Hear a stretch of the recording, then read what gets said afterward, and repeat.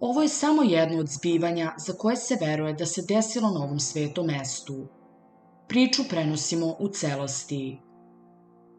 Zovem se Branko Šoškić i dolazim iz Loznice.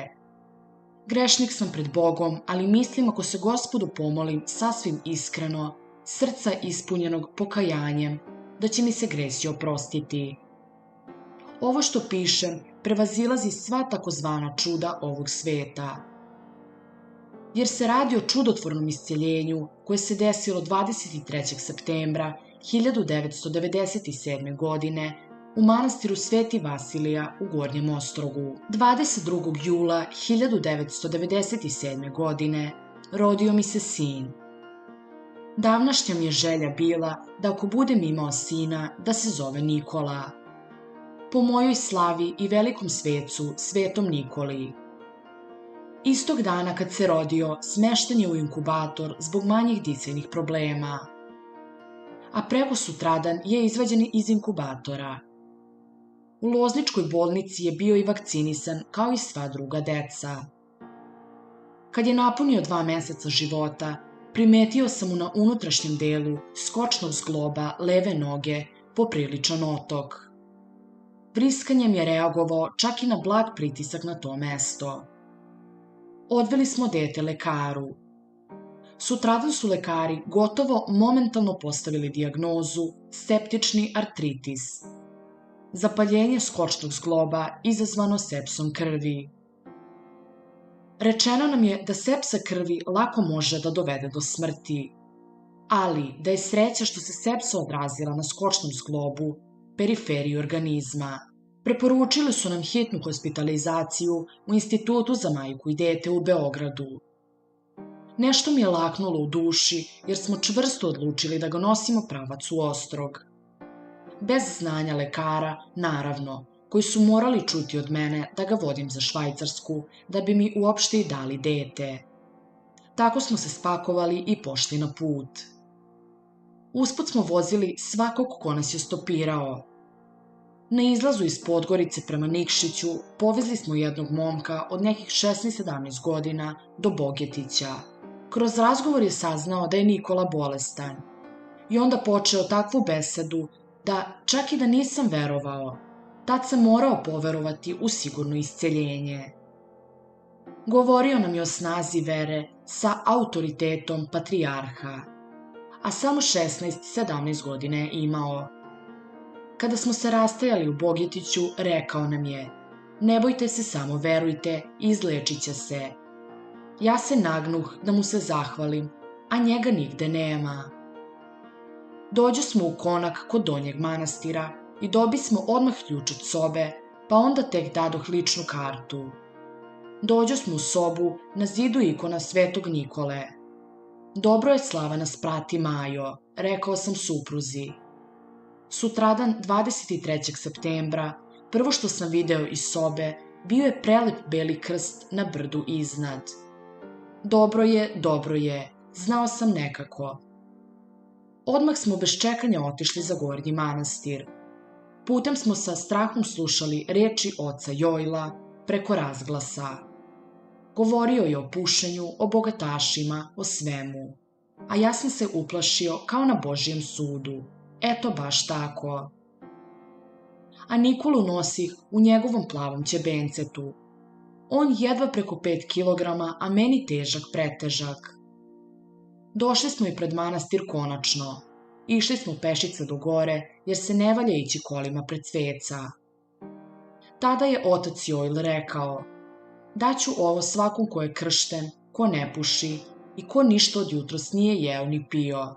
Čekali smo, a otac Jojl je delio nekima, a nekima nije, kockaste komadiće hleba sa nečim nalik medu.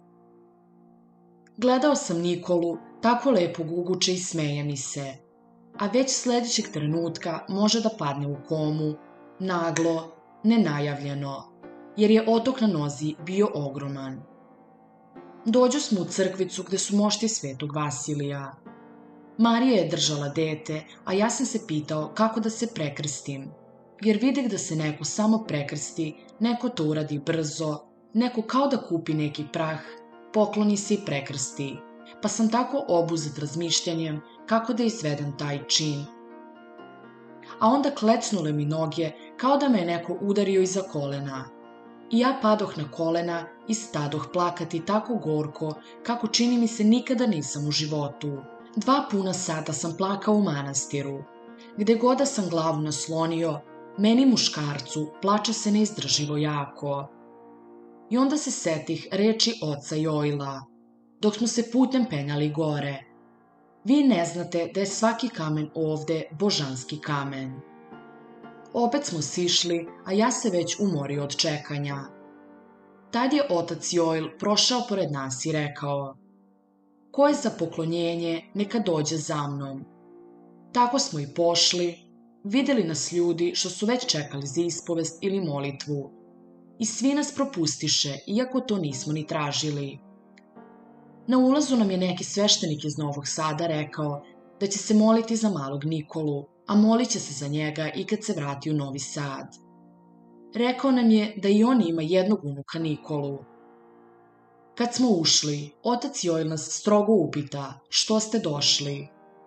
Ja mu rekoh da znam da će Nikolu Bog izlečiti jer nema ko drugi. A on mi reče: ne boj se tata, sin će ti biti danas izlečen. Pa uze epitrahilj i stavi detetu preko glave i reče: u slavu Boga, i još nešto, ali ne mogu da se setim šta. I još mi reče: danas da ga krstiš u Donjem manastiru i veruj. Veruj, rekao sam. Samo veruj, tako nas je otac Joil i ispratio. Ja ugledah među ikonama nekog meni do tad nepoznatog sveca i odjednom opet počeh plakati, ovog puta od neke velike sreće i olakšanja. Stao sam pored te ikone i brisao oči da vidim o kome se radi. Kad ono piše na grčkom Sveti otac Nikola. Vidi ti ovo, oba čudotvorci, oba liče kao prava braća. Pomislih, misleći na Svetog Vasilija i Svetog Nikolu. Sišli smo u Donji manastir, krstili Nikolu. Kum je bio Danilo Damjanović iz Mojkovca, inače student Cetinske bogoslovije, koji je u Donjem manastiru pomagao svešteniku oko krštavanja. I u onoj brzini kum Danilo i taj dragi sveštenik nas naprosto nateraše da odmah odemo. I tek iza Podgorice se setih da nisam ni platio za krštenje. Žena mi reče da nema veze. Došli smo u Berane kod mog strica da se malo odmorimo. A i bio je red da se vidimo jer nam je bio usput. Marija ode u sobu da presvuče Nikolu i na jednom ciknu: Bane, dođi brzo, brzo. Ja sam osetio neku ogromnu radost u njenom glasu i potrčah u sobu sluteći čudo. Da, otoka nigde nije bilo. Ja bojažljivo pipkam nogicu, a Nikola crče od smeha.